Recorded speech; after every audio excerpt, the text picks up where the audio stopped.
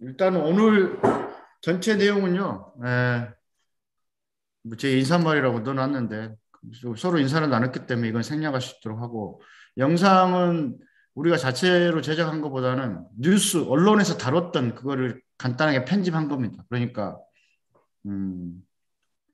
뭐 다른 뭐 시정 얘기도 나오고 시장님도 나오고 저도 나오고 우리 뭐 인터뷰했던 신현웅 이사님도 나오고 그렇고, 뒤에는 발전소 전경 관련된 영상인데 5분 정도 되거든요. 잠깐 보고 나머지 전반적인 사업 내용과 질의응답 시간을 갖도록 하겠습니다.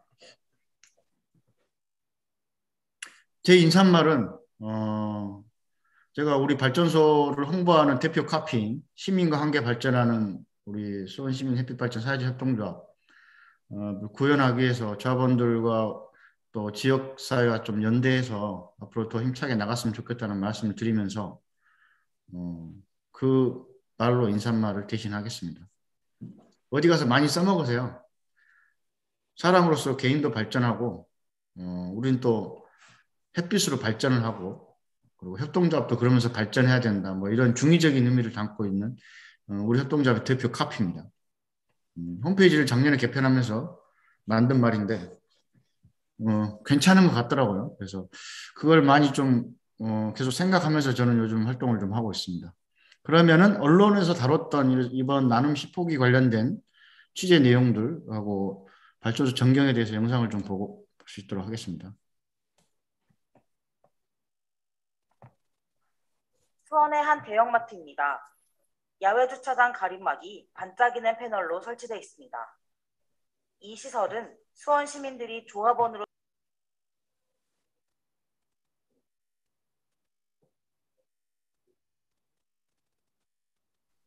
소리 안 들려요.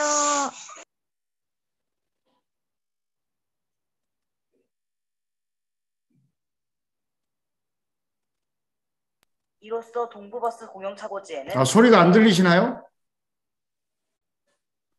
소리 안 들리세요? 지금은 안 들립니다.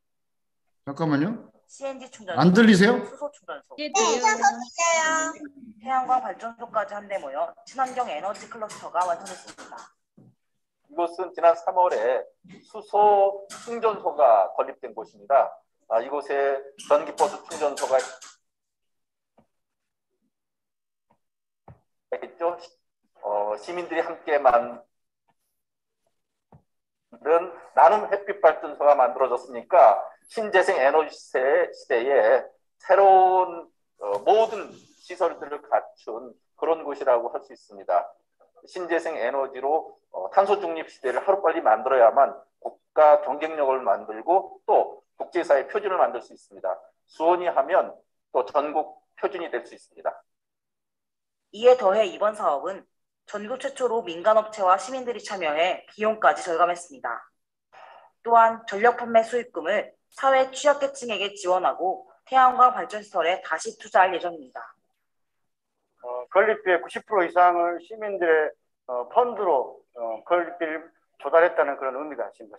이 발전소는 향후 20년 동안 중부발전소 한전자회사죠. 고정가격 계약으로 안정적인 매출을 확보했고요. 거기에 따라서 자산을 축적하고 그 자산의 일부는 펀드를 모집할 때 참여해주신 분들한테 이율을 배당 포함해서 원금까지 돌려드리고 나머지 잉여이익은 다시 이런 재생에너지 발전소를 짓는 데 투자될 겁니다.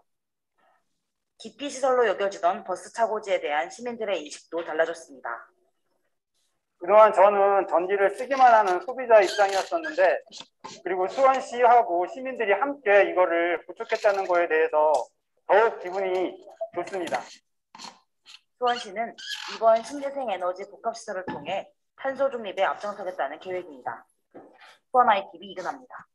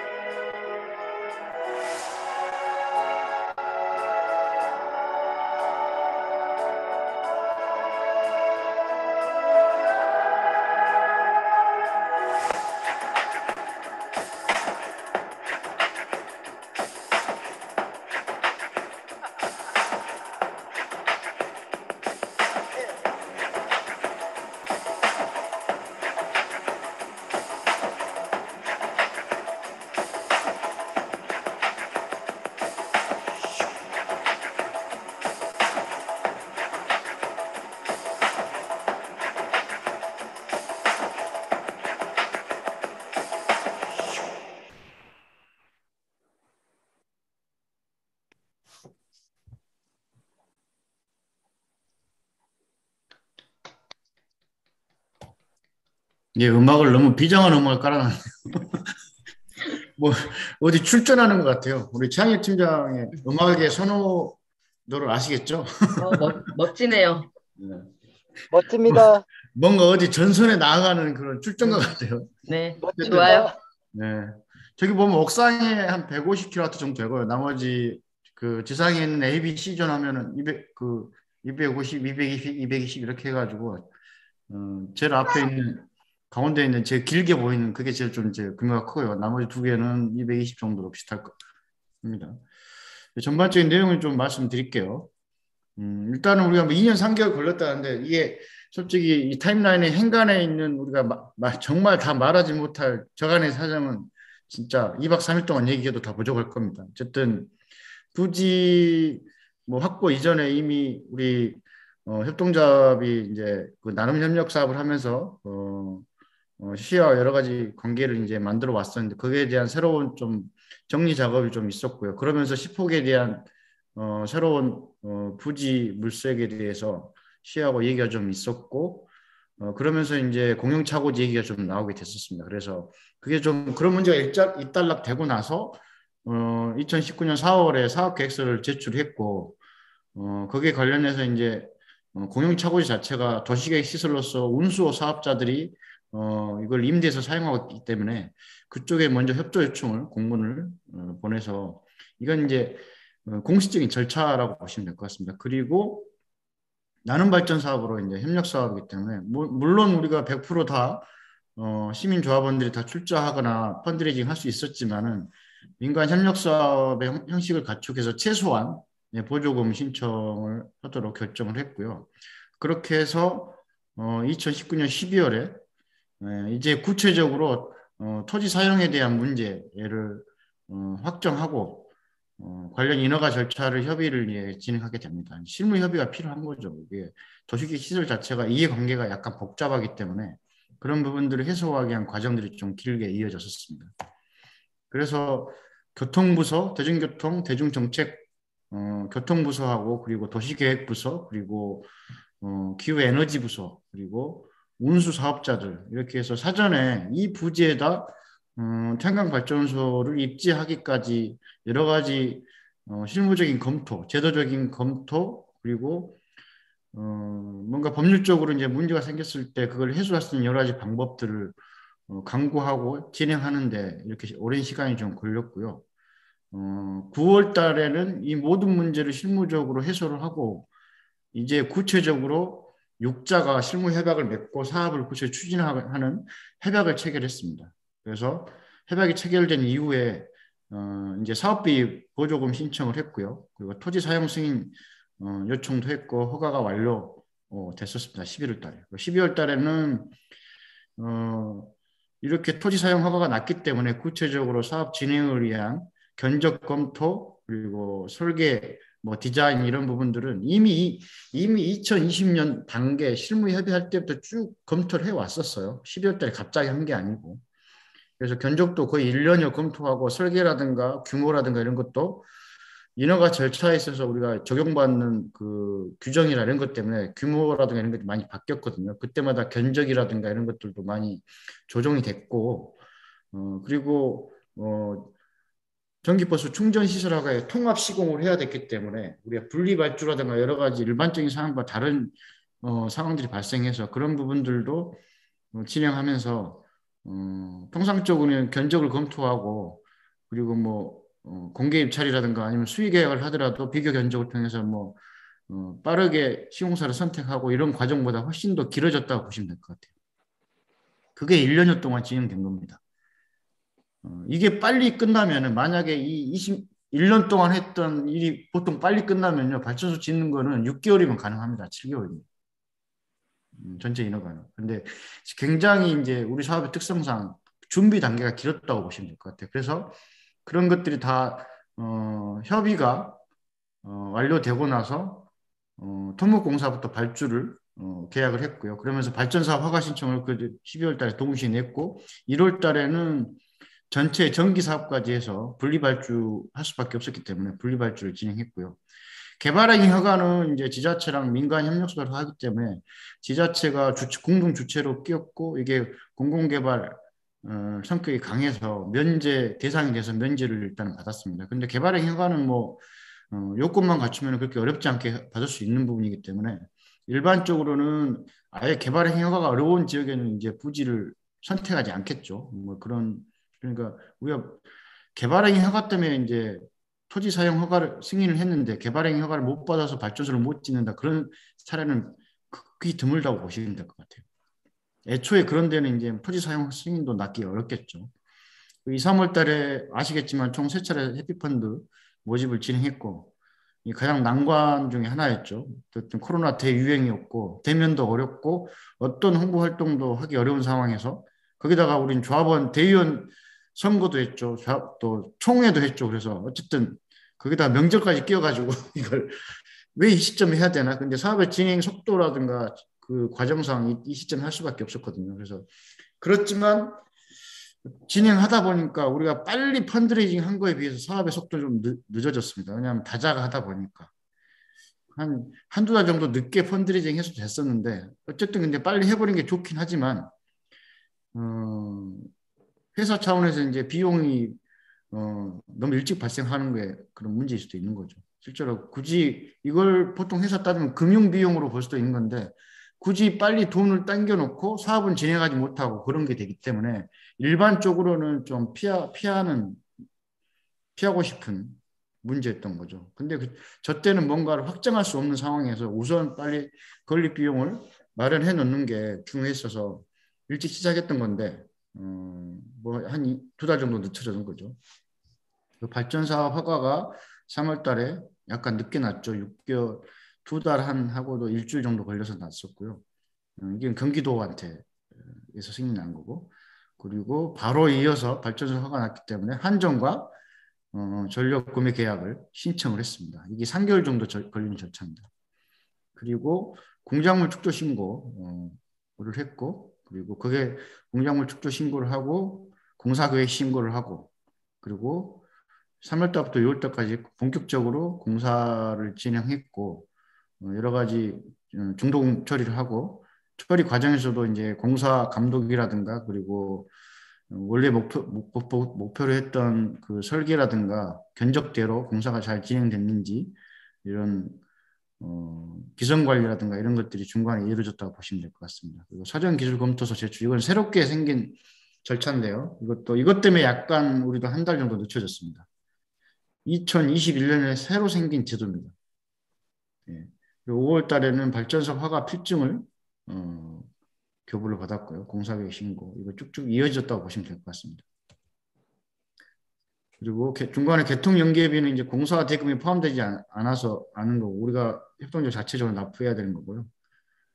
그리고 5월 달에 중간에 RPS 장기 고정가격 계약, 그러니까 건설 과정에 있는 시설도 RPS 고정가격 계약 경쟁 입찰에 참여할 수 있습니다. 발전사업 허가가 나면은 참여할 수 있거든요. 근데 공정이 얼마나 진행됐냐에 따라서 가점이 좀 더 받기도 합니다. 아주 많은 차이는 없지만. 그래서 6월 달에는 정기 안전관리 대행자를 선임을 했고 일정 규모 이상은 정기 안전관리 회사 대행할 회사를 계약해서 선임을 해야 됩니다. 그리고 1메가 이상의 시설들은 대행자를 선임하는 게 아니고 아예 협동조합이 안전관리 전문 자격증 있는 사람을 채용을 해야 됩니다. 그래서 현장에 상주를 시켜야 돼요. 이런 뭐 내용들이 좀 다릅니다. 그리고 7월 달에는 이 안전관리 대행이 선임이 되면은 7월 달에는 예비 안전검사를 하고 그리고 사용전 검사를 거쳐서 최종적으로 이제 발전소가 이제 공식 개통하게 되는 겁니다. 발전을 개시하게 되는 거죠. 이게 뒤에서 설명을 드릴게요. 네. 그렇게 해서 전력 사용중 안전검사를 마치고 한전과 공식적으로 전력 구입 계약을 완료를 했고요. 8월 달에는 이 시설이 우리나라 재생에너지 공급 시스템상에서 그런 대상 시설이라는 걸 확인을 받는 절차가 있습니다. 그것도 우리 그 뒤에 절차에 설명을 드리겠습니다. 공단에 이제 그게 등록이 돼야지 REC 인증서가 발급이 됩니다. 그런데 현재도 절차가 진행 중입니다. 우리 주민발전 요건 때문에 굉장히 오래 길어지고 있고 전국에 또 발전소들이 이 인증 절차를 거쳐야 되기 때문에 일이 많이 밀려 있나 봐요. 꽤 시간이 걸리네요. 그러니까 또 올해 안에는 될 걸로 예상을 하고 있고 그게 되면 수원시하고도 최종적으로 이행 합의서에 따라서 지금 뭐 발전소 운영에 따른 S&P라든가 REC 발급이 다 우리 쪽으로 되게끔 공단하고 중부발전하고 그렇게 다 진행을 했고요. 이행 합의서가 그런 법적인 효력이 있기 때문에 그렇게 진행을 했고 최종적인 명도 절차는 설비 확인이 완료되면 진행할 계획입니다. 예, 사업 개요는 뭐 쭉 말씀을 드렸고요. 그리고 이번에 사업비는 15억 1천만 원, 약 2천만 원 정도 들었다고 보시면 될 것 같습니다. 전기공사로는 13억 3천 정도 들었고요. 토목공사, 분리발주한 거죠. 1억 4천5백만 원.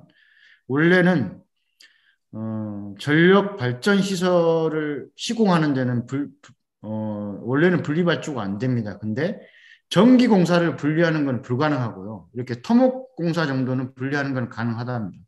원래 이제 발전 시설 하는데 발전 시설 자체가 그 연결성이 강한 하나의 시설인데 분리 발주하는 것 자체를 이제 지양하라고 하는 거죠. 근데 토목 정도는 분리할 수 있어서 분리 발주하게 된 겁니다. 시공 통합 시공을 했던 거고요.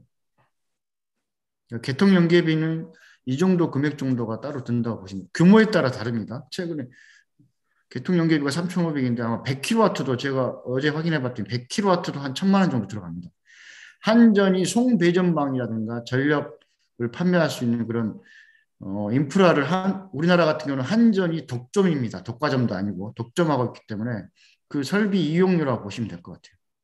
여기 좀 억울한 면이 있죠. 어떤 나라들은 이 설비 이용료를 국가가 다 책임지고 민간에서는 빨리 발전 사업만 더 확대하세요 이렇게 해주거든요. 근데 우리나라는 이런 것들을 다 재생에너지 협동조합들한테 다 어쨌든 비용을 부담시키고 있는 거죠. 조그만 걸로 보고 계신 줄 알고 여기 와서 보시라 그랬지. 예, 음소거 부탁드릴게요. 네. 그리고 이거 햇빛 발전 구조인데 이건 자료를 참고하시면 될 것 같습니다. 간단하게 뭐 공부하시라고.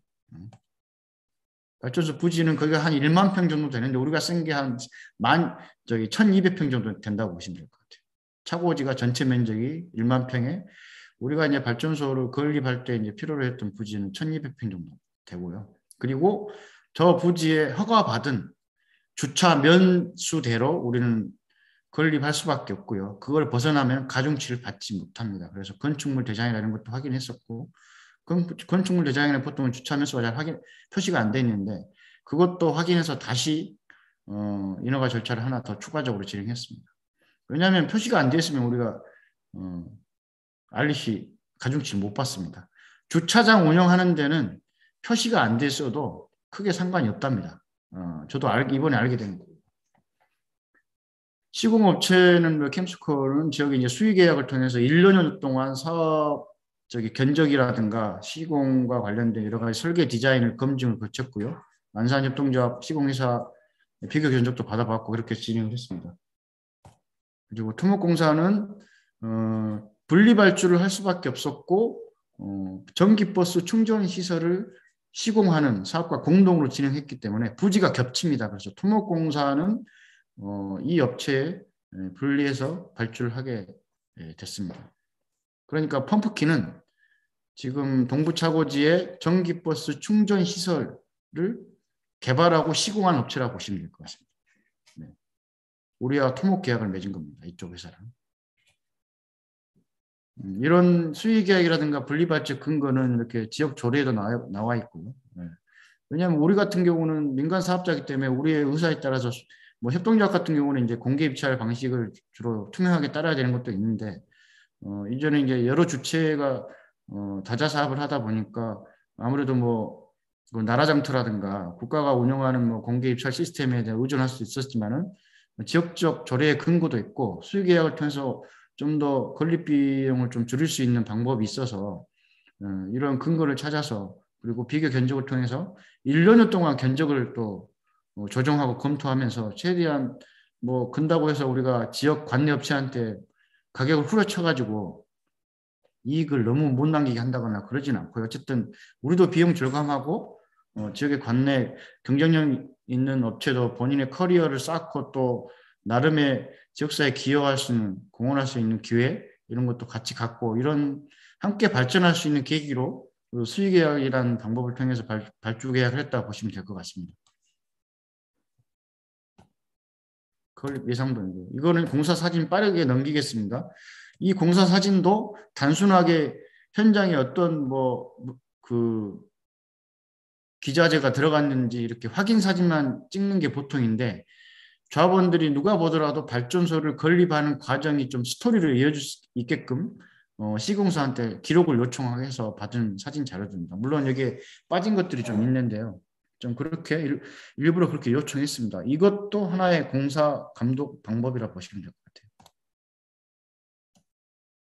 같아요. 기초 공사죠. 토목하고 기둥을 프레임을 올리기 위한 기초 공사고 지하로는 다 배선, 간선 작업들이 돼 있는 거죠. 한전 개통하고 연계될 수 있는 수배 전반을 통해서 그런 선로 작업을 위한 작업들이 돼 있고요. 지금 수배 전반 사진이 보이시죠? 아직 올라가 있지는 않은데 옥상 작업화가 있고요. 옥상부터 먼저 작업을 했습니다. 그리고 이제 주차장 있는 곳에는 이제 기초 터파기부터 시작을 하는 거죠. 간선 작업이라고 보시면 될 것 같습니다. 옥상에 있는 시설하고 또 지상에 있는 시설하고 그리고 수배 전반 쪽으로 연결하기 위해서 지하로 이제 간선 작업을 위한 그 토목 공사를 하고 있습니다. 오른쪽은 조립해서 올라가는 거죠. 모듈을 어레이를 밑에서 조립해 가지고 기둥을 세우고 위에서 조립해 나가는 과정 사진을 보시면 될 거죠. 이게 이제 수배 전반입니다. 통으로 아예 완제품을 가져와 가지고 현장에서 설치하더라고요. 수배 전반은 우리가 500kW 이상 고압 시설이기 때문에 비용이 좀 많이 듭니다. 이게 한 6,800만 원 정도 들었을 겁니다. 근데 지금 발전소보다 절반밖에 안 되는 저기 농협 하나로마트에 있는 7호기는 399kW거든요. 그거 하나 짓는데 거의 10억 들었습니다. 근데 거기에 수배 전반 초고압 시설 하는 데는 9,900 들었어요.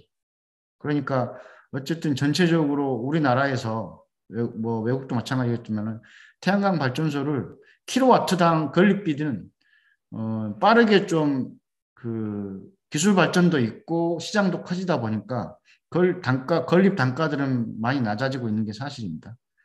그러니까 뭐 예전 같으면 킬로와트당 1kW 올리는데 한 200만 원 들었다 그러면 지금 뭐 150, 120 이렇게 낮아져 가고 있다고 보시면 되는 거죠. 근데 부지 성격이나 특성에 따라서 그거는 좀 들쑥날쑥하는데 평균이 그렇다고 보시면 될 것 같고 우리는 차고지기 때문에 훨씬 더 기초 작업 비용이라든가 프레임 비용이 많이 올라가고 그래서 킬로와트당 180 정도에 지었다고 보시면 될 것 같아요. 뒤에 설명드릴게요.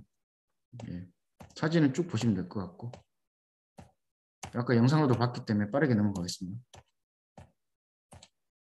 일단은 뭐 기후변화 기금 조성을 해서 우리가 이거는 나중에 진짜 자세한 설명 자리가 있을 거고, 수원시에 이제 930kW의 자산을 이전했습니다. 이거는 행정에 예를 들면 7호기, 8호기까지 우리가 조합의 운영 방식이 나눔 발전을 통한 행정적 지원을 통해서 빠르게 발전소를 건립해 나가는 방식이었고, 속도를 낼 수 있었고, 그 기반을 통해서 이제 여기까지 올 수 있었고, 이제 거기에 관련된 시설을 행정에 이전하면서 그게 수원시의 기후변화 기금 조성을 위한 데 공헌할 수 있게 좀 만든 거고요. 그러면서 동시에 그러면은 신규 햇빛 발전소 건립을 위한 어떤 좋은 부지를 찾기 위한 노력들이 있었고, 그러다 보니까 공영차고지를 좀 규모 있는 부지를 찾게 됐고요. 마침 거기에 이제 전기버스 도입 확대를 위한 그런 목적이 서로 맞아 떨어졌고, 그리고 전기버스 시설을 드리려면 충전 시설 위에 캐노피, 비가림 시설이 공식 건축 허가를 받아서 들어와야 되는데, 우리 태양광 발전소가 그런 부가 시설로서 기능할 수 있기 때문에 법적인 검토를 통해서 버스 회사 같은 경우는 스스로 자부담으로 예를 들면 비가림 시설을 해야 되면 수억 원에, 적게는 뭐 3, 4억 원, 크게 많게는 한 8억 원 정도 든다는 뭐 견적 검토 결과도 있었는데, 최소 3, 4억 정도 들어가는 그런 캐노피 시설들을 우리 태양광 발전 시설로 대체함으로써 비용도 절감하고, 그리고 뭐 그 부지에 대한, 보통 공영차고지는 먼지 나고 시끄럽고 뭐 소음도 있고 그리고 오염물질도 많이 난다는 이런 이미지가 있는데, 그런 이미지 개선에도 좀 일조하고 그런 것들이 있어서 이런 서로가 이해관계가 좀 맞아떨어졌던 것 같아요. 그렇게 해서 발전소 사업을 공동으로, 여러 다목적 사업을 공동으로 진행하게 됐다고 보시면 될 것 같습니다. 이런 법령들, 도시계획 시설에는 그 도시계획 목적으로만, 그러니까 운수 사업자들만 참여할 수 있는데, 아까 말했던 법률 검토를 하다 보니까 전기버스 도입을 위한 전기 충전 시설이 들어가야 되는데 비가림 시설은 있어야지 그게 허가가 나거든요. 그러니까 우리 태양광 발전소가 법률 검토를 해봤더니 비가림 기능까지 한다라면은 태양광 발전소 충분히 부대 시설로 들어갈 수 있다라는 그런 법률 검토를 통해서 진행했고요.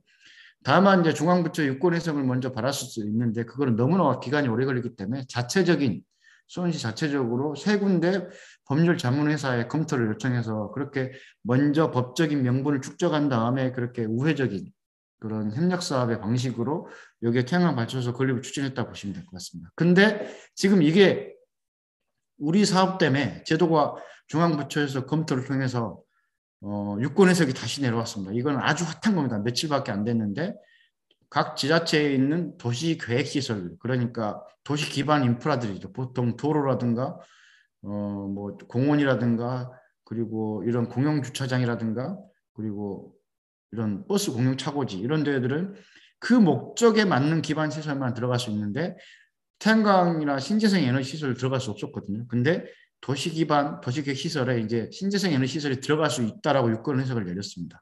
법이나 이런 게 바뀐 건 아니지만 그런 것들 때문에 이제 관련 부서에서 야, 여기는 뭐 왜 태양광 시설이 못 들어오는데 자꾸 여기다 이런 시설을 하려고 그러느냐, 이런 반대 의견들의 명분이 사라지게 된 거죠. 어쨌든 그거는 우리 사업을 했기 때문에 지금 그런 정부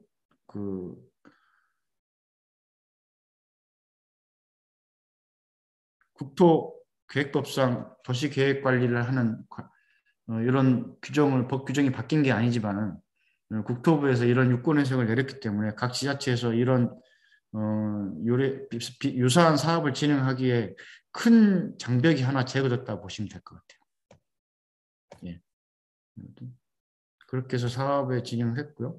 또 이것들을 업무 협약과 이행 합의서라는 강한 법적 근거를 갖는 서로 협약서를 작성을 했고, 여기에 따라서 여러 가지 시설과 관련된 권한 이런 것들을 정리를 했고요. 지금 현재 마지막 단계 인허가 절차가 진행되고 있는데 그게 완료되면 우리 협동조합으로 소유권이 완벽하게 넘어오는 근거 서류가 되겠습니다. 이게 비용 부담이라든가 전체 사업 추진은 협동조합이 진행하고 발전 사업 허가라든가 그리고 그 부지 사용과 관련된 여러 가지 인허가 관련된 것들은 행정에서 공동 주체로서 대행을 하고 이렇게 공동으로 진행했다고 보시면 될 것 같습니다. 이 근거들을 정리한 게 협약서와 이행합의서라고 보시면 될 것 같고, 이행합의서는 법률보다 더 효력이 강한 민사계약서라고 보시면 될 것 같습니다. 우리가 자산을 이전할 때도 이런 방식으로 시에 이전했던 거고요. 이거는 그리고 공작물 축조 신고 이것도 뭐 법률의 조촉이 아니라 우리가 해당되는 거고, 이런 그 5m 이상의 그 신재생 에너지 시설을 만들려면은 공작물 축조 신고를 해야 되고, 공작물 축조 신고를 한다는 것은 그 부지의 건폐율에 적용을 받습니다. 그러니까 공용차고지고 자연녹지 지역에 지어졌기 때문에 건폐율이 이렇게 20%밖에 안 되거든요. 그러니까 많은 시설을 지을 수가 없습니다. 그래서 남아있는 건폐율 여유분을 우리 협동조합이 발전소 짓는 것 때문에 다 썼다고 보시면 될 것 같아요. 그래서 이것도 좀 문제가 너무 규제가 세다 그래서 건폐율을 10m 이상의 신재생 에너지 시설 할 때만 좀 적용하는 거, 지금 5m 이상인데 이런 것도 규제 개선을 공식적으로 수원시를 통해서 중앙부처 해놓은 상황입니다. 아예 폐지를 해달라고 할 수도 있는데, 신재생 에너지는 건폐율 적용을 면제해달라 할 수도 있는데, 만약에 꼭 해야겠다라면 10m 이상 시설에만 해달라. 그러니까 웬만큼의 규모를 넘지 않으면은 건폐율 적용을 공작물 축조에서 신고를 면제해달라 이렇게 얘기한 거죠.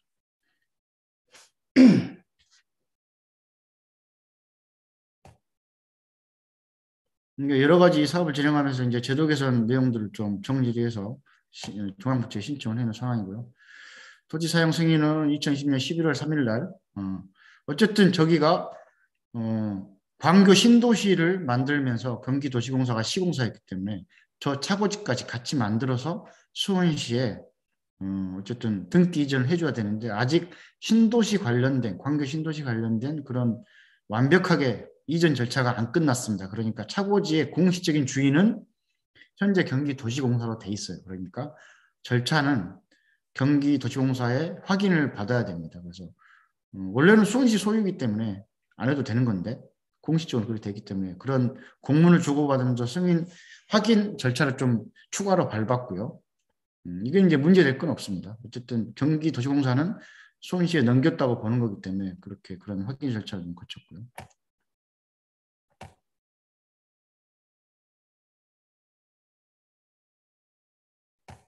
네, 이거 보시면 될 것 같고요. 아까 건축물 대장 얘기했죠. 주차 면수 확인했고, 면수가 건축물 대장에 표시 안 됐기 때문에 우리가 영통구청 요청해서 다시 표시를 해서 우리가 확보할 수 있는 주차 면수, 확인된 면수에 따라서 가중치를 받을 수 있게끔 조치를 했습니다.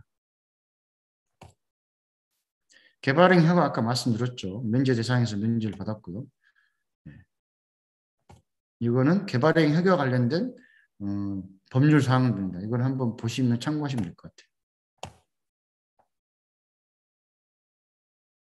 발전사업 허가는 작년 12월 달에 신청을 해서 3월 달에 최종 승인을 받았고요. 원래 한 달 만에 나올 줄 알았더니 여러 가지 그 일이 많이 밀렸나 봐요. 그래서 2달 하고도 법적으로 60일이겁니다. 토요일 주말을 제외하고 60일 안에만 허가가 나면 되고, 근데 보완을 빠르게 해줬고 그렇기 때문에 빨리 내주면 좋은 건데, 왜냐 이게 빨리 되면은 여러 가지, 이게 늦어지면은 발전소는 완공이 됐는데 다른 인허가 절차를 진행을 못 하거든요.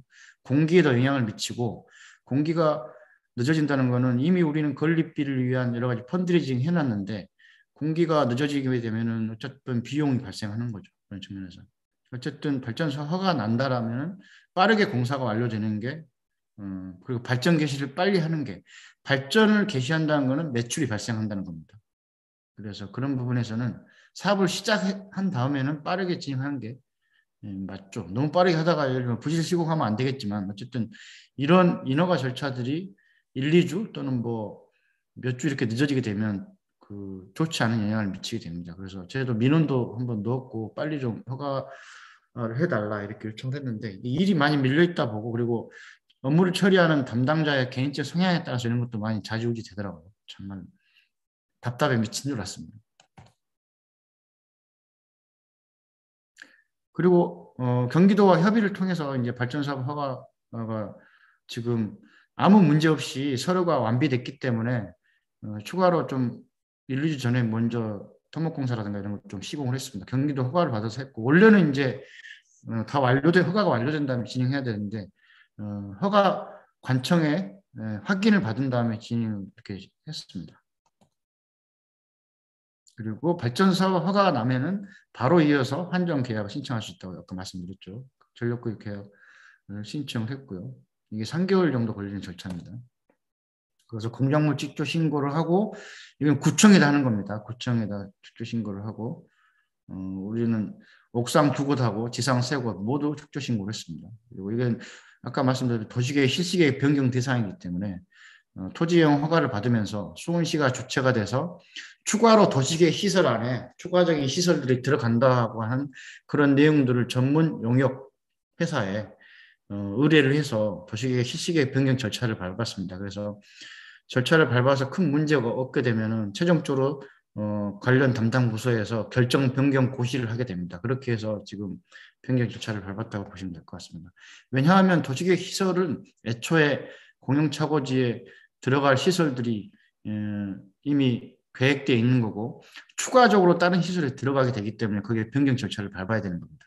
수소 충전 시설도 마찬가지고 우리 발전소도 마찬가지고 전기버스 충전 시설도 마찬가지입니다. 그러니까 이 3가지 실시계획 변경 절차를 한꺼번에 묶어서 수원시가 다자 협력에 대한 공동 주체이기 때문에 이렇게 진행해서 약간 인허가 절차의 속도가 낮다고 보시면 될 것 같습니다. 그럼 관련 법령이라고 보고요. 참고하시기 바랍니다. 사전기술검토서는 설계도상 이게 서류상으로 이 시설 계획이 특별하게 문제가 없는지 한 번 더 검토하는 안전장치죠. 원래는 없던 절차입니다. 그래서 우리 발전소가 아마 한두 달만 더 빠르게 인허가 절차를 진행됐으면 이 규정을 피해갈 수 있었습니다. 새로 신설된 절차를. 근데 딱 걸려가지고 이것 때문에 좀 늦춰졌습니다. 공기가. 공사 계획 신고도 해야 되고 이건 경기도청이 하는 겁니다. 아까 앞서 했던 공작물 축조 신고라든가 이런 것들은 기초지자체 구청이 하는 거고요. 공사계획 신고는 경기도청이 하는 겁니다. 공사계획 신고 구비 서류가 이렇게 많습니다. 아까 앞서 했지만 한전 PPA 계약이라든가 그리고 개발행 허가만 진행되는 개발행 허가도 마찬가지고요. 발전소 허가도 마찬가지고 최소한 10개 이상의 구비 서류들이 다 들어가게 되어 있습니다. 그러니까 이 모든 절차와 내용들은 공사를 시공을 발주하게 되면 시공사가 전문적인 내용들은 거의 대행하신다고 보면 돼요. 그리고 우리 협동조합 입장에서 협동조합을 증명할 수 있는 여러 가지 구비 서류들은 협동조합이 발행을 해서 포함시켜서 이제 이 절차를 진행하면 됩니다. 전문적인 절차이기 때문에 대행을 받는다고 보시면 되는데 대신 발주처가 이런 구비 서류의 내용에 대해서 좀 잘 알고 있어야겠죠. 직접 만들 수 없는 서류들이 있죠. 감리 검토 의견서라든가 이런 것들은 뭐 전기 설계 도면 구조 검토서는 우리가 만들 수 없는 서류죠. 다만 우리가 어디에 의뢰해서 만들 수 있지만 이런 것들은 이제 발주 계약을 하면서 시공사가 대행을 하게 된다는 것을 이해하고 계시면 될 것 같습니다. 좀 얘기가 길어지는데요. 좀 빨리 진행하겠습니다. 전기 안전관리 아까 대행하는 거 선임하고 나서 예비 안전검사하고 예비 안전검사도 뭐 의무적으로 할 필요는 없습니다. 500kW 미만은 거의 하지 않는데 만약 그랬다가 본 사용전 검사 때 문제가 진행하게 되면은 바로 발전 개시할 수 있게끔 여러 가지 준비해 놨다가 그게 기간이 길어지면 발전을 예를 들면 내일 발전 개시할 수 있는데 내일 문제가 생기잖아요. 그러면 2주 동안 발전 개시 못한다 그러게 되면 따로 공단 안전관리공사 현장 담당자랑 또 일정을 조율해야 되고 그러면 2주 동안 발생할 수 있는 매출이 사라지는 거죠. 그래서 사전에 사용전 검사 이전에 예비 검사를 하고 그리고 예비 검사도 가능하면 전기 안전공사 담당 직원들이 와서 하는 사례가 많고요. 그게 안 되면 민간 전문업체한테 의뢰하는 경우가 많습니다. 이거는 시공사가 진행하는 겁니다. 1메가 이상은 반드시 예비 검사를 해야 되고요. 우리는 800kW, 20kW니까 안 해도 되지만은 사용전 검사를 좀 꼼꼼하게 준비하기 위해서 진행했다고 보시면 될 것 같습니다. 네, 이거는 뭐 현장 사진이고요. 실제로 전체 발전소 안에 한전 개통을 연결해서 전력을 통하게 해서 발전소 전체가 제대로 가동되는지를 꼼꼼하게 다 확인하는 과정입니다. 이게 하루 정도 걸리고 많게는 뭐 1박 2일도 걸립니다. 그런데 우리는 예비검사까지 했기 때문에 하루 만에 좀 끝났고요. 당일날 바로 상중검사 필증이 나오고 원래 본증은 다음날 나옵니다. 현장에서는 이제 예비 증서를 좀 주는 거죠. 그렇게 해서 당일날 2021년 7월 12일 날 바로 발전 개시가 됐다고 보시면 됩니다. 이날부터 발전소가 가동돼서 전력을 판매됐다고 보시면 돼요. 그래서 이게 통과가 되면 한전하고 공식적인 계약도 완료됐다고 보시면 되고요. 그리고 며칠 후에 계약서가 왔고요. 그리고 발전 개시일로부터 한 달 이내에 우리 시설이 국가의 RPS 제도, 그러니까 재생에너지 의무 생산 시스템의 대상이 되는 시설이라는 것을 확인을 받아야 됩니다. 이것도 현재 절차를 거치고 있습니다. 거기에 따라서 REC 발급을 받을 수 있고요. 만약에 30일을 넘어가게 되면은 7월 달에 발전 개시했잖아요. 그럼 7월 달에 발급되는 REC를 다 날린다고 보면 됩니다. 그러니까 뭐 그걸 만약에 우리가 30일을 넘겼다 그러면 7월 달에 REC 발급받을 수 있는 게 7월 12일부터니까 한 3주치? 3주 좀 못 되죠. 20일치 날렸다고 보시면 되죠. 못했습니다. 그게 1,000만 원은 아니어도 우리가 가격을 고정가 입찰 가격을 잘 받아가지고 한 700만 원 정도 손해볼 수 있는 거죠. 물론 이제 그런 일이 이런 실수는 절대 일어날 수 없는 거죠. 한 달 이내에 이제 RPS 발급 신청만 설비 확인 신청만 하면 되니까요. 이것도 어쨌든 신청 주체는 수원시였습니다. 그래서 시 담당자에게 기일을 어기지 않고 신청하게끔 저희가 연락을 해서 확인했죠. 결국은 마지막 날 신청했습니다. 확인 안 했으면 또 하루 이틀 늦어질 수도 있는 거죠. 예, 절차 제출 서류들이 있고요. 현재 마지막 단계 이제 진행 중이라고 보시면 될 것 같고, 우리가 1.5의 어떤 가중치를 받았는데 우리처럼 주민 참여 형태로 건립비 대부분을 확보하고 이런 주민 참여 성격의 발전소 시설들은 에너지공단에서 추가로 가점을 0.1이나 0.2를 줍니다. 0.1마다 기준, 그러니까 충족효에 대한 기준이 좀 있습니다. 반경 1km 내에서 얼마나 많은 주민들이 참여했고 얼마나 많은 건립비를 반경 1km 주민들이 모았느냐, 이런 기준이 있습니다. 그래서 우리가 0.1을 더 받으려고 지금 뭐 서류를 보완하고 있는데 0.1 정도는 확보했습니다. 우리 지금 중부발전하고 고정가가 계약한 조건을 보면 가격을 잘 써내가지고 0.1만 더 받으면 1년에 한 700만 원 정도 추가 매출을 확보할 수 있는 거고요. 만약에 0.1을 받는다. 근데 그 요건은 약간 우리가 이걸 미리 알았더라면 반경 1km 조합원들은 몇 명만 좀 확보하고 펀드레이징을 더 했으면 이걸 받았을 텐데 그게 되면 1,400이죠. 1년에. 1,400이면 20년이면 얼마입니까? 거의 3억이죠. 완전히 남는 그 순현금으로 남는 매출입니다. 그렇게 보시면 되죠. 이미 이 앞에서 비용은 다 뺐기 때문에 꽤 큰 거죠. 어쨌든 0.1은 거의 확보한 것 같고요. 0.2는 어렵지 않을까 그렇게 생각을 하고 있습니다. 근데 이게 아직 절차가 안 끝났습니다. 예. 이게 완료되면 이제 소유권 이전 절차가 진행되고요. 이건 모니터링, 발전소가 제대로 가동되는지 모니터링을 이건 별도로 계약을 했습니다. 모니터링 회사하고. 물론 이거는 처음에 발주를 할 때 시공비에 다 포함된 겁니다. 이건 모니터링 화면입니다. 컴퓨터하고 스마트폰 그런 거. 뭐 협의펀드 과정인데 전체 13억 원을 모집을 했고요. 총 3차에 거쳐서. 그리고 뭐 100만 원을 참여하시면은 이렇게 뭐 이율을 실제로 세후를 적용해 가지고 과세 이후에 얼마나 원금과 그 이자를 가져갈 수 있는지 계산해 놓은 겁니다. 이거는 자료를 참고하시면 될 것 같아요.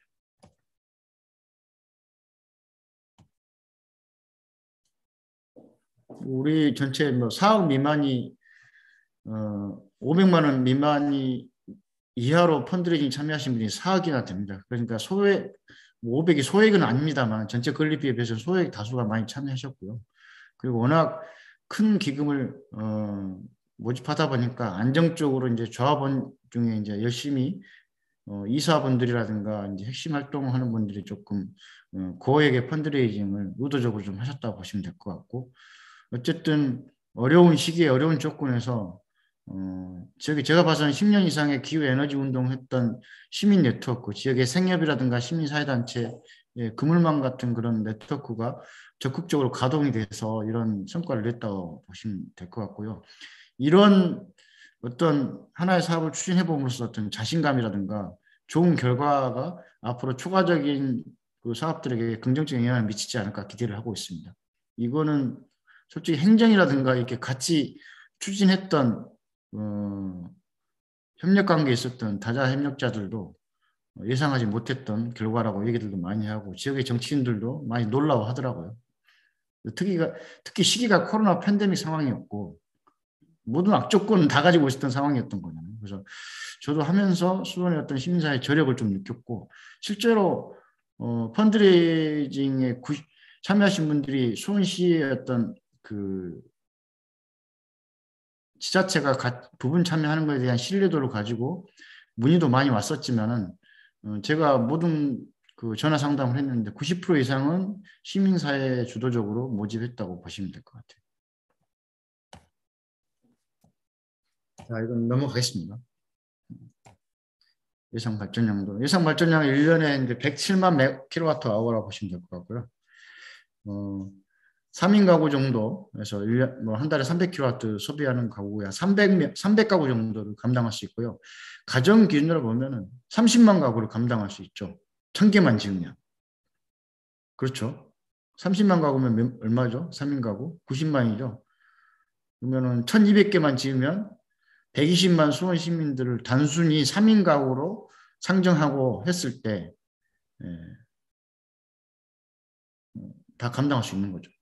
물론 이제 우리가 추가적으로 많이 쓰죠. 공공 부분에서 뭐 상업 부분에서 추가적으로 거기에 4배에 5배 정도 해당하는 전력 소비량이 있습니다. 그렇기 때문에 이 발전소를 한 5,000개 정도는 지어야지 현재 수원 시민들이 1년간 사용하는 전력량을 다 감당할 수 있지만 3인 가구 기준으로 봤을 때는 우리가 이번에 지은 발전소 1200개 정도만 건설한다 보면은 단순 계산으로 다 감당할 수 있는 거죠.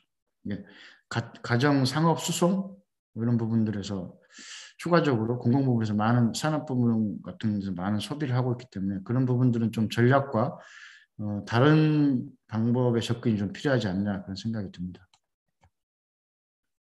고정가격 계획 아까 말씀드렸고요. 추가적인 가점을 받기 위해서 열심히 노력을 하고 있습니다. 이건 자료를 참고하시고. 고정가격 계약 공개 입찰에 우리가 참여를 했었고요. 2.68대 1 경쟁률이었습니다. 하여튼 가격을 잘 써냈습니다. 보시면은 평균 가격이 13만 6,745원인데 이건 뭐냐 하면은 1000kWh를 생산했을 때 이 가격으로 이제 고정가격으로 계약을 할 수 있다는 거죠. 근데 우리는 얼마를 써냈냐? 14만 5천원을 써냈습니다.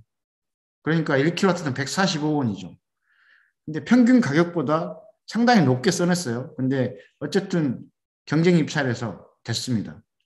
운도 좀 따랐고요. 그 전에 이제 700kW를 한번 높게 써냈다가 좀 실패한 경우도 있었고, 그리고 제가 알아본 바에 의하면 500kW 발전 시설을 가지고 있는 다른 지역 협동조합은 아마 그걸 120 얼마에 써냈다 그러더라고요. 어쨌든 이것도 운도 좀 따라야 되고 사전 조사라든가 또 경영진의 판단이 좀 중요하고 여러 가지 것들이 작용을 합니다. 꼼꼼하게 알아보고 좀 진행해야 되는 부분이 있어요. 마지막 3일 동안 고민했습니다. 145원을 쓸 것인가 150원을 쓸 것인가 아니면 140원을 써가지고 아주 안정적으로 갈 것인가. 3일 동안 고민하다가 제가 뭐 우리 여러 이사님들하고 상의도 했지만은 마지막은 이사장님이 결정하세요. 항상 이런 거는 저한테 결정하라고 그러더라고요. 그래서 145원에 써냈습니다. 그래서 어쨌든 됐어요. 그래서 150원 써낼 걸 얼마나 후회했는지 모릅니다. 예상 발전량 보시는데 아까 가점을 더 받게 되면 이렇게 추가로 반경 2km 내 여러 가지 기준이 적용된다라면은 37억 20년 동안 운영했을 때 이렇게 1억 한 3천만 원이 늘어나죠. 근데 0.1을 더 받으면 어떻게 돼요? 아까 1억 4천 정도 늘어나죠. 20년 하면. 그러면 거의 39억 정도 됩니다. 그러니까 크죠. 어떻게 보면. 우리가 수익 구조 분석을 봤을 때 30년 동안 20년 동안 운용했는데 현금 뭐 매출 이익으로 예를 들면은 1, 2억 차이가 난다. 이건 굉장히 큰 수치입니다. 그래서 가점 0.1은 거의 확보한 것 같아서 뭐 근데 솔직히 처음에 생각하지 않고 했다가 추가 가점이 있다길래 이게 사람 마음이 쏠깃하더라고요. 그래서 0.2까지 다 받았으면 좋겠다는 기도를 하고 있습니다. 제가. 근데 0.1은 좀 안 될 것 같지 안 될 것 같아요. 근데 우리 발전소 성격을 보면 90%를 시민 펀드레이징 했기 때문에 전체 성격으로는 어떤 발전소보다도 주민 참여 발전소라고 보는데 이게 하여튼 규정을 만들었고 적용하는 게 반경 1km를 강하게 규정하다 보니까 그렇더라고요. 근데 맹점이 있습니다. 반경 1km 내에 주민들 그 참여 요건을 충족하고 나머지는 다 대출로 해버리면 거기만 가점을 많이 받는 거죠. 그래서 공단에서도 이 규정을 해석하고 적용하는데 고민이 좀 있는 것 같아요. 그런 부분이죠. 예.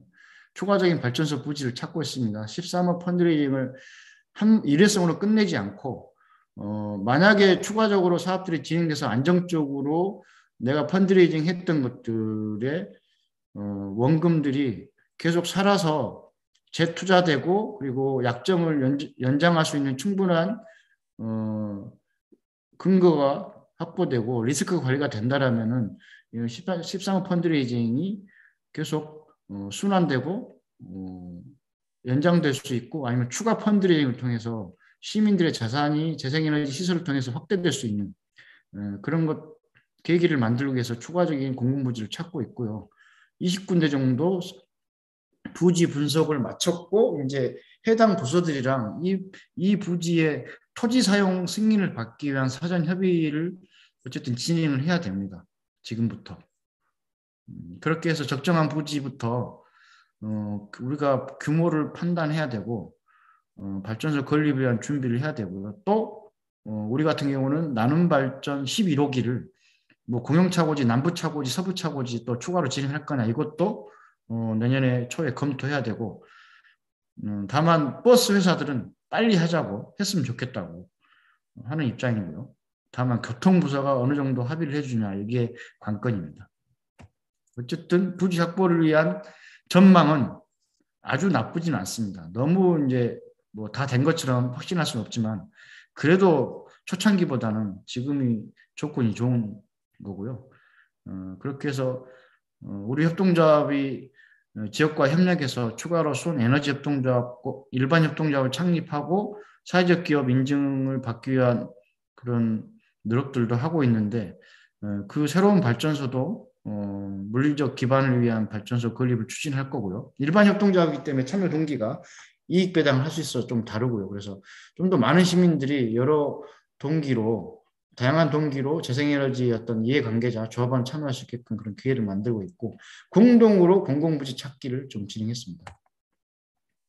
조합원 전문교육, 주제교육도 좀 진행했고요. 다음 강의가 아마 재생에너지와 지역경제 이런 주제를 좀 진행해 볼 것 같은데 일단은 기후정의 문제를 가지고 주제 강연을 좀 했고 이것도 발전소 창립과 또 우리 조합원 대상이었던 주제 강연을 보시면 될 것 같습니다. 공동으로 진행했다고 보시면 될 것 같아요. 향후 계획은 여러 가지 이런 조합의 물질적 기반을 바탕으로 사업을 다각화하는 데 좀 주력해야 되고 그 조합원들이 참여하는 여러 가지 그 소모임이라든가 인문학 모임이라든가 글쓰기 독서 모임 그리고 협동조합의 그 주력 사업으로서 협동 발전소 태양광 발전과 관련된 전문 지식과 자격증 이거 조합원들이 이런 것들을 좀 취득할 수 있는 활동들을 지원하는 활동들을 좀 진행할 예정입니다. 네. 좀 얘기가 길어지긴 했는데 하여튼 2년여간 진행된 사업을 어떻게 40분, 50분 만에 설명한다는 게 쉽지는 않습니다. 제가 설명했던 행간의 내용들이 훨씬 더 많다고 보시면 될 것 같고요. 부족한 분들은 자료집이라든가 그리고 홈페이지에 쭉 그 사업 진행 동안 정리됐던 자료들이 다 올라와 있기 때문에 그걸 참고하시면 될 것 같고요. 개별적으로라도 우리 조합 홈페이지라든가 이메일을 통해서 질의를 해주시면은 충분히 성의껏 답을 해드리겠습니다. 예, 일단 제가 간단하지 않은 간단한 보고를 이걸로 마치고요. 질의응답 시간을 가질 수 있도록 하겠습니다. 어려운 질문 안 하셨고, 예, 우리 전현 조합원님 질문해 주십시오. 아까 이서장님 말씀하실 때 그 가점 얘기 하셨잖아요. 예? 가점 얘기, 가점. 예, 가점. 네. 반경 1km네. 네. 근데 지금 공영주차장이 약간 변두리에 있어서 그 1km 내라고 하면 어디까지가 1km 내인가요? 보니까 다행히 지자체 간 경계도 넘어도 괜찮다고 그러더라고요. 그러니까 용인시에 만약 우리 조합원이 가까운 데 사시면 그것도 이제 적용이 된답니다. 저희는 그 규정을 반경 1km 내에 경계에 걸리는 해당 동에 사는 주민까지 되는 걸로 봤거든요. 시공사도 그렇게 같이 해석을 했어요. 근데 최근에 공단에서 연락 온 거에 비하면 그냥 시설 가장자리에서 반경 1km 직선거리 안에 집이 있어야 됩니다. 거주지가. 이렇게 해석을 하는데 그렇게 적용하면은 우리가 한 분이 빠지게 돼요. 근데 어쨌든 그래도 0.1은 받지 않을까 지금 그렇게 생각을 하고 있습니다. 이 규정을 미리 알았더라면 우리가 솔직히 어렵지 않거든요. 솔직히 가까운데 좀 1km에 있는 조합원들 더 추가적으로 신규 조합원들 모셔가지고 그 요건을 갖췄겠죠. 근데 나중에 알았습니다. 솔직히.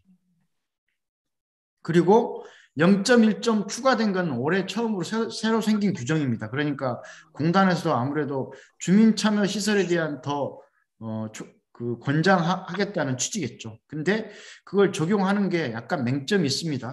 그러니까 전체 사업비가 우리처럼 15억인데 반경 1km 내 요건만 충족시키고 나머지는 뭐 한 7, 8억은 다 대출 받아버리면 그것도 주민 참여 시설이냐 이렇게 될 수 있겠죠. 그런 맹점이 있죠. 근데 우리는 1km 요건은 솔직히 강하게 충족은 못했지만은 사업 전체가 90%가 다 수원, 90% 중에 또 90%도 수원 관내 시민들이고요. 또 그 외에도 인근 지자체, 용인이나 화성이나 안양이나 이런 가까운 데 사시는 도민들이 참여했기 때문에 우리 시설이야말로 솔직히 공단에서 그런 주민 참여 시설로서 더 가점을 주고자 하는 취지에 가장 어울리는 저는 시설이라 보는데 반경 1km 규정이 그렇게 맹점으로 작용하는 것 같아요. 권현 조합원님이 지적하시는 것처럼 그러면은 외곽에 있는 주변에 공원하고 호수가 있지 않습니까? 당연히 주거 상업시설이 멀리 있을 수밖에 없는데 그런 어려움이 있는 거죠. 그래도 처음부터 알았더라면 그 요건을 충족하는 데는 정말 문제가 없었죠. 우리 전체 펀드레이징 규모를 보면. 근데 앞으로는 정말 0.2는 먹고 들어간다고 봐야 될 것 같습니다. 애초에 이제 펀드레이징 할 때부터 이런 것들 감안해서 해야겠죠. 예, 또 다른 분 질문 부탁드릴게요. 예, 제가 좀 말씀드리겠습니다. 예, 우리 박정환 조합원님, 예. 예, 뭐 고생 많이 하셨네. 보니까 저도 전번에 차고지에 가서 실제 건설된 현장을 보고 나서 참 잘했구나. 굉장히 고생 많이 하셨겠구나. 라고 생각을 했었습니다. 여기서 하나 좀 여쭤보고 싶은 게 뭐냐면 태양광 발전 설비를 공사하기 위해서는 면허가 있거든요. 그래서 전기공사업 면허를 가진 그 업자가 전기 공사뿐만 아니라 토목, 그다음에 구조, 전기 다 이렇게 할 수 있게끔 되어 있습니다. 근데 굳이 토목을 분리발주한 이유가 있는지에 대한 부분들하고, 그다음에 토목 공사를 할 때 어떤 부분까지를 공사를 했는지 이 부분들 좀 알 수 있을지 궁금합니다. 예, 분리발주는 아까 잠깐 설명을 드렸는데 원래는 보통의 발전 시설들은 분리발주 잘 하지 않죠. 그래서 근데 분리발전 하더라도 전기 공사는 분리가 불가능합니다. 그래서 토목 쪽에서 분리가 가능했던 거고 이게 왜 분리발주해야 되냐면 통합시공이라고 그랬잖아요. 전기버스 충전 시설이 따로 공사를 하고 우리 태양광 발전소 시설이 또 따로 공사하는 것들을 같은 부지 위에다 하게 됐습니다. 그러니까 두 개의 회사가 공사를 동시에 진행하는데 땅 파는 거는 겹쳐요. 그래서 토목을 분리할 수밖에 없었습니다.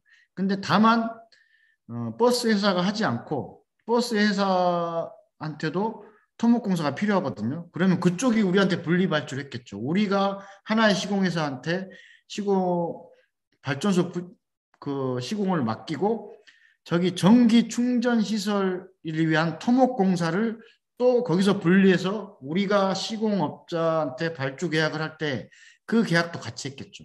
그러니까 누가 주체가냐에 따라서 분리되냐 분리 안 되냐의 문제지, 어쨌든 통합 시공의 방법을 택했기 때문에 어느 한편은 토목을 분리할 수밖에 없는 상황이었습니다. 그리고 그게 법률적으로 전기 시설을 일부를 분리 발주하는 게 가능하냐 하지 않냐는 말씀드렸다시피 전기공사 자체는 분리할 수가 없습니다. 근데 일부 토목에 한하는 톱하기부터 해가지고 간선을 위한 이렇게 배선을 위한 그런 기초공사 이것만 분리한 겁니다.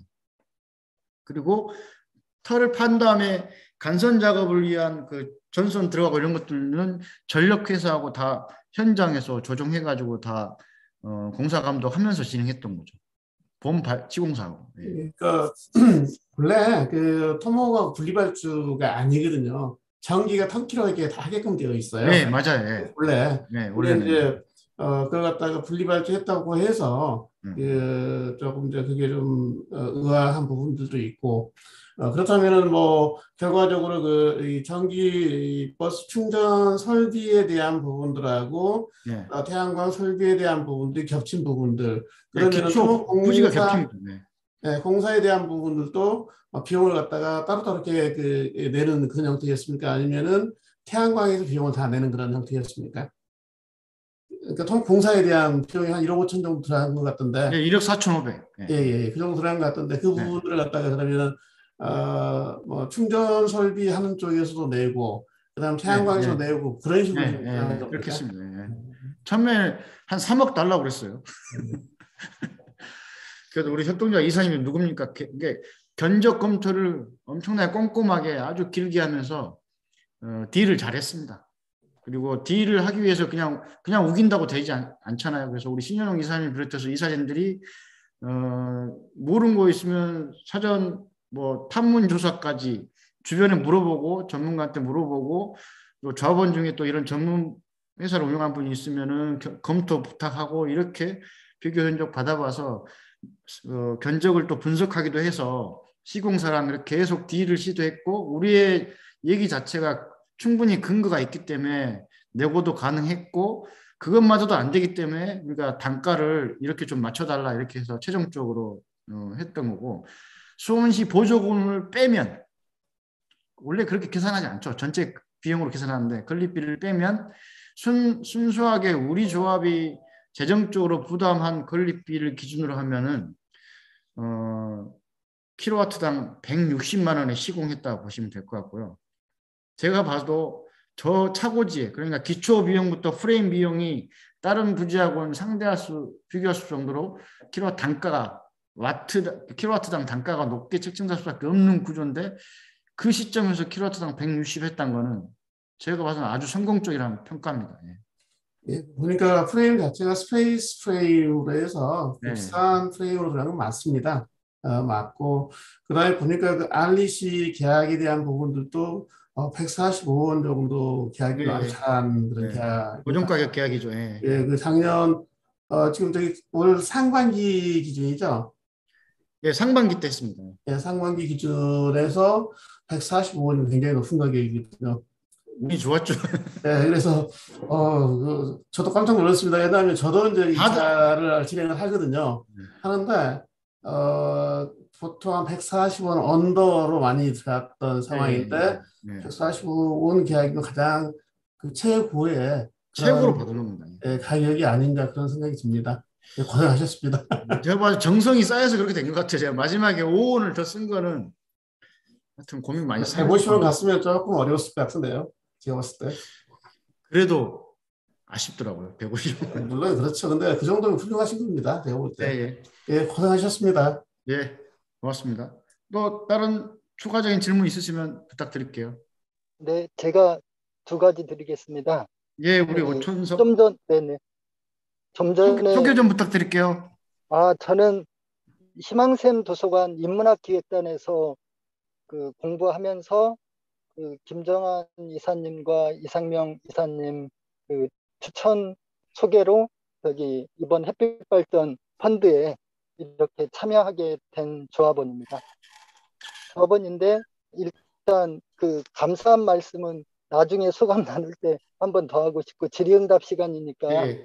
그 아까 시공을 한 업체가 캠스코라는 업체로 이제 알고 있는데 제가 자료가 급하게 빠르게 지나가서 그런데 킨텍스에 한 100kW 정도 시공했던 저기 업체로 잠깐 보였는데 이번 그 수용 저기 차고지가 800kW면 한 네. 8배 정도 규모로 이제 커진 공사를 감당할 수 있는 업체였는지 네. 이게 이제 거기 하나 궁금했고요. 네. 지역 업체를 써서 이렇게 네. 기여 상호했다는 긍정성들은 있을 것 같은데 아무튼 이제 그 부분 질문이 하나 들고 또 하나 그 박정원 그 조합원께서 이야기하는 그 아까 입찰을 했다고 하는데 저는 보통 발전소에서 그 얼마에 팔겠다 하면 우리가 주체가 돼서 그 얼마에 사줄래 하고 이제 그 견적의뢰를 거꾸로 하는 구조로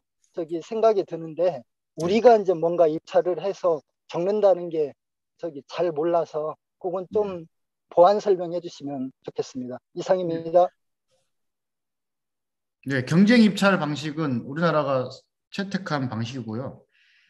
재생에너지 생산 판매 시장에서 물론 자가 발전을 하신 분들은 한전 계통에 연계하지만 자기가 쓰고 남은 걸 상계시키는 방식으로 하는 거고요. 우리처럼 협동조합처럼 전력을 판매하겠다고 하는 거는 이제 발전소가 허가를 받아서 그리고 뭐 현물 시장에 REC는 팔 수도 있고요. 그리고 한전하고 S&P는 판매하면 되는 거고. 근데 안정적으로 고정 계약을 맺을 수 있는 제도를 만들어낸 거죠. 이게 외국 같은 경우는 독일 같은 경우는 그냥 누구나 재생에너지 생산하면 일정한 모두를 고정 가격을 해주는 겁니다. 발전 차익 지원 제도라고 해서 그렇게 차별하지 않고 발전 사업을 할 수 있는 자격이 있는 누구나 생산을 하게 되면 어떤 일정한 가격으로 해주는 거죠. S&P 플러스 REC를 해가지고. 근데 우리나라는 RPS 제도라 해가지고 일정 규모 이상의 발전 시설을 가지고 있는 그게 50만 킬로와트 이상이죠. 그 회사들 우리나라에서 이제 예를 들면 한 20개 회사가 되는데 한전 자회사를 비롯해서 지역난방공사나 이런 회사들은 자기가 1년 동안 생산하는 전력 에너지의 10% 이상은 이게 제도가 있습니다. 그게 10%는 이제 몇 년 전부터 뭐 7, 8, 9, 10 해가지고 올해까지 다 완료됐고요. 우리 2030년까지 추가로 25% 지금 다시 새로운 제도가 보완돼가지고 개정돼가지고 자기가 1년 동안 생산하는 시설의 발전량의 몇 프로 이상은 신재생 에너지로 생산해야 된다라는 게 RPS 제도입니다. 그러면은 근데 그렇게 그렇게 따라서 생산자한테는 RPS, REC를 인증서를 발행을 해주는 거거든요. 근데 한전 자회사 같은 경우 큰 회사들은 자체적으로 생산할 수도 있겠지만은 그런 것들을 인증서를 발급한 것들을 지금 한전 자회사 같은 경우는 석유나 가스나 석탄이나 이런 것 통해서 대규모로 발전을 하잖아요. 그래서 부족한 부분들, 자기들 체화대한 부족한 부분들을 이 시장에서 REC를 구매를 해서 충당을 하거나 이렇게 되는 거거든요. 어쨌든 그 의무 생산 제도라는 그 시장 기재를 통해서 그런 제도를 통해서 REC 거래 시장이 만들어지는 거죠. 그걸 국가가 관리하는 거고. 근데 공급량이 너무 많으면 가격이 다운되고 그런 게 있겠죠. 근데 어쨌든 그런 현물 시장은 현물 그런 수익 공급에 따라서 그런 가격이 많이 왔다 갔다 하고 그래서 최근에 뭐 심지어 똥값이 됐다 이런 말도 많았죠. 최근 몇 년 동안. 근데 그런 현물 시장에 의존하지 않고 고정 가격을 통해서 20년 동안 아예 고정으로 가격하는 거래를 고정하는 그런 경쟁 입찰 제도가 있습니다. 거기에 입찰해서 우리가 입찰에 어쨌든 선정이 됐다는 거죠. 그 조건으로. 그래서 그 입찰 조건의 7, 80%가 기준이 75%가 가격입니다. 가격. 그리고 나머지는 그 시설과 관련된 여러 가지 몇 가지 충족해야 되는 기준들을 충족했을 때 거기서 이제 기준에 충족하면 가점을 더 받고 이런 것들이 있는 거죠. 그렇게 해서 선정 최종 기준에서 선정이 되면 20년 동안 그 가격으로 보장을 받는 거죠. 매출이 안정적으로. 어쨌든 그렇게만 되면은 예상 가능한, 예측 가능한 매출이 확보되기 때문에 안정적으로 재정이나 매출 관리, 재정 운용을 할 수 있는 거죠. 그런 부분에서 이번에 고정가격 계약 자체가 그 발전소 건설에 참여하신 투자자 조합원분들한테는 간접적인 지급 보증이 된다고 보시면 될 것 같아요. 네. 그리고 캠스코 같은 경우는 아까 말씀드렸지만 수의 계약이지만 기존의 대부분이 단일 발전소로서 820kW, 1MW를 시공해 본 회사는 예를 들면 전국적인 큰 규모 회사 말고는 없을 겁니다. 근데 그래서 1년 동안 과연 캠스코가 어차피 도급 계약을 맺게 되면은 또 프레임 공사라든가 전기 공사라든가 토목 공사라든가 뭐 인버터라든가 다 분리발 하도급을 다시 하거든요. 그런 것까지 저희들이 견적 검토를 통해서 최대한 검증을 위한 노력들을 했고요. 그리고 단순하게 여기에다 그 설계라든가 설계 변경이라든가 인허가 절차를 솔직히 사전에 다 검토하면서 나름 캠스코가 이 발전소를 건립할 수 있는 신뢰를 우리한테 줄 수 있냐 이런 것들도 이 사업회를 통해서 이 회사에 대한 어떤 포트폴리오라든가 이런 것도 좀 확인을 했고 시가 수원시를 통해서도 이 발전소가 어느 정도 뭐 그 역량을 가지고 있는지 이런 것도 좀 크로스 체크를 좀 했던 거고요. 관련 서류나 이런 것들은 다 받아놓은 게 있습니다. 다만 뭐 비슷한 사례 이런 규모의 발전소를 거기다 도시계획 시설 안에다가 지은 경험이 있느냐 없느냐 그런 건 아마 관내 업체들은 많지는 않을 겁니다. 아마 전국 단위 업체들 뭐 신성이라든가 그런 데들은 대규모로 재정력이 있고 금융 역량이 있기 때문에 뭐 자재라든가 이런 하도급을 통해서 추가적으로 비용 절감할 수 있는 그런 것들은 장점이 있었겠죠. 아무래도 그런 것들은. 네, 알겠습니다. 충분히 답이 됐는지 모르겠습니다.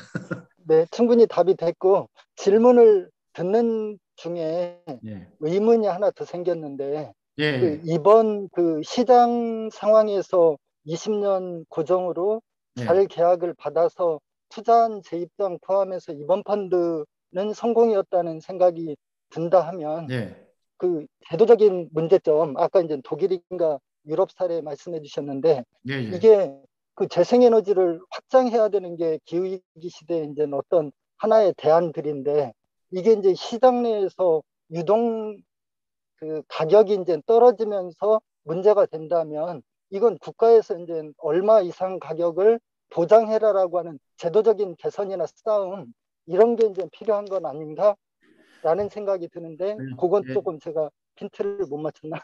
예, 일단 1차적으로 아마 올해까지 그 아까 RPS 대상 시설이 되는 전국에 한 20여 개 대규모의 발전 시설을 운영하고 있는 발전 회사들은 회사들이 의무적으로 1년에 10% 정도는 10%는 의무적으로 신재생 에너지로 생산해야 되는 그런 시장 기제의 방법이죠. 시장 안에 그런 새로운 전력 시장 안에 신재생 에너지 시장을 만들었다고 보시면 됩니다. 시장 통제 관리 방법입니다. 시장 기제를 활용해서. 근데 FIT 제도는 그냥 누구나 이제 생산을 하게 되면 그거에 고정 가격을 해준다는 것에 대해서 훨씬 더 신재생 에너지의 시장 확장성이 높은 거죠. 근데 국가가 2030년까지 25%까지 끌어올리겠다고 지금 새로운 제도를 바꾼 거죠.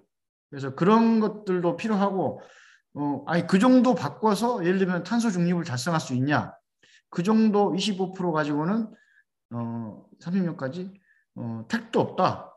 50%를 해라. 이렇게 제한할 수도 있고, 그리고 일정 규모 미만 이하, 100kW나 300kW 이하는 독일처럼 발전 차익 지원 제도로 FIT 대상이 되는 시설로 해달라라든가 이렇게 제도 개선을 위한 연합 운동을 해야 되는 게 맞습니다. 지금. 예. 그렇게 해서 연합회라든가 이런 데서 그런 제도 개선을 위한 움직임들이 좀 있고요. 어떻게 조합원들과 또 기후에너지 전환 운동을 하는 시민사회와 연대해서 이런 원래 국가가 목표로 하고 있는 탄소 중립을 위한 목표를 달성하기 위해서도 이 정도 제도로는 충분하지 않다고 지금 많이들 얘기하고 있고 전문가들 얘기하고 있기 때문에 추가적으로 RPS 프로테이지를 확대를 하고 그리고 일정 규모 이하의 시설은 RPS 대상이 아니라 아예 FIT 대상 시설을 해달라는 그런 얘기들을 좀 하고 있고 연말과 내년 초까지 해서 뭐 청원운동관이라든가 여러 가지 제도 개선 활동들을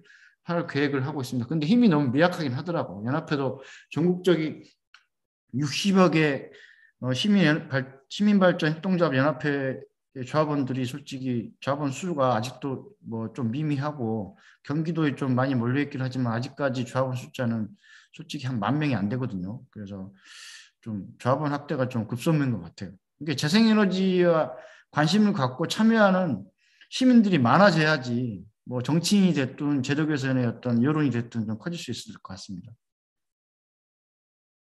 네, 알겠습니다. 감사합니다. 예,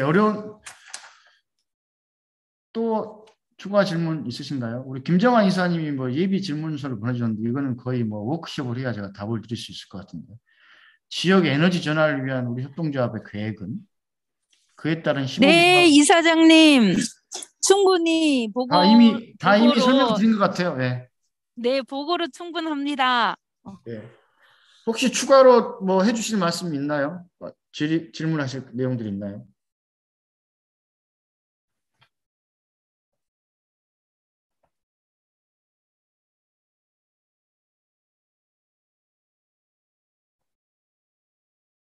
예, 반경 1km 도움을 누가 질문하신 것 같은데. 예. 그러니까 우리가 사업을 하다가 이런 몰랐던 제도나 규정들이 많아. 이거는 법도 아니고요. 규정입니다. 규정. 그러니까 이 적용도 좀 적극적으로 적용하게 뭐 전국의 협동조합들이 해석을 좀 적극적으로 해달라. 반경 1km만 강하게 하면 실제로 전체 시설의 주민 참여 성격은 강하지만은 반경 1km 요건을 충족 못했다고 해서 가점을 덜 준다거나 이런 제도 취지 자체가 어긋나는 게 좀 있거든요. 그런 것도 있고 이런 것도 좀 사전에 적극적으로 홍보를 해가지고 많은 협동조합들이 미리 이렇게 좀 펀드레이징의 목표를 이렇게 작게 해줘야지 조용히 있다가 이런 규정이 있는 걸 모르고 있다가 RPS 설비 인증을 받으려고 자세하게 보다 보니까 이런 또 올해 또 추가 가점을 주는 그런 제도도 신설이 됐고 이런 것들이 있습니다. 그래서 이렇게 발전소 건립 사업을 하면서 하나하나 규정이나 제도가 좀 개정이 필요하고 보완이 필요한 것들도 많이 민원을 좀 내야 되는데 그게 이런 작은 협동조합이 개별로 내는 것보다는 전국연합회라든가 경기지역 협의체의 힘이 좀 세면은 훨씬 더 설득력이 좀 있겠죠. 아무래도 압박도 세고요. 그런 것들이 좀 아쉽더라고요. 하다 보니까.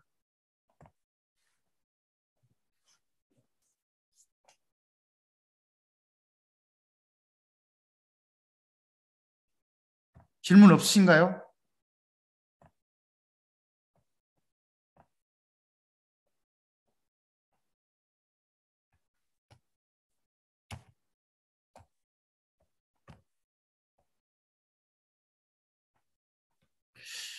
원래 오늘 순서는 이제 사업 내용 보고하고 질의응답하고 뭐 사업 보고를 뭐 복잡하게 할 필요는 없어서 그리고 궁금하신 점들은 그때 실시간으로 뭐 아무 때나 전화나 온라인으로 주시면 되고요. 그리고 이 관련된 자료는 다 공유해 드릴 거고 앞으로 추가적으로도 이제 자료 보완이 필요한 것들은 계속 매뉴얼처럼 업그레이드 해 나갈 거거든요.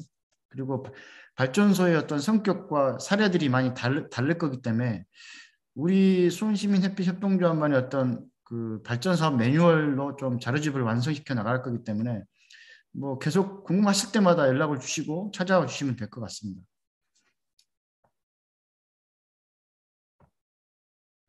뭐 질문 아니어도 좋으니까 혹시 하고 싶은 말 이런 거 없으신가요? 없으면 저기 하나만요. 네. 지금 현재 그 에너지 협동조합에서 현재 그 주력으로 추진하고 계시는 부분들이 태양광 발전 사업 부분들인데, 태양광 발전뿐만 아니라 신재생 에너지원이라고 하는 부분들이 태양광만 있는 건 아니잖아요. 그러면은 뭐 요즘 한참 뜨고 있는 뭐 수소라든가 그다음에 또 바이오라든가 뭐 풍력 뭐 여러 가지가 있을 텐데. 수원시 환경에 맞는 그런 다른 신재생 에너지원을 갖다가 접목시킬 의향은 있으신지, 그 부분 일단은 우리 주력 부분부터 좀 물질적 기반을 좀 탄탄히 하면서 사업 다각화를 검토를 하되 어쨌든 그 말씀하신 여러 가지 사례들을 우리 지역에서 추진하는데 어떤 게 가장 적합한지 이제 좀 검토를 해야겠죠.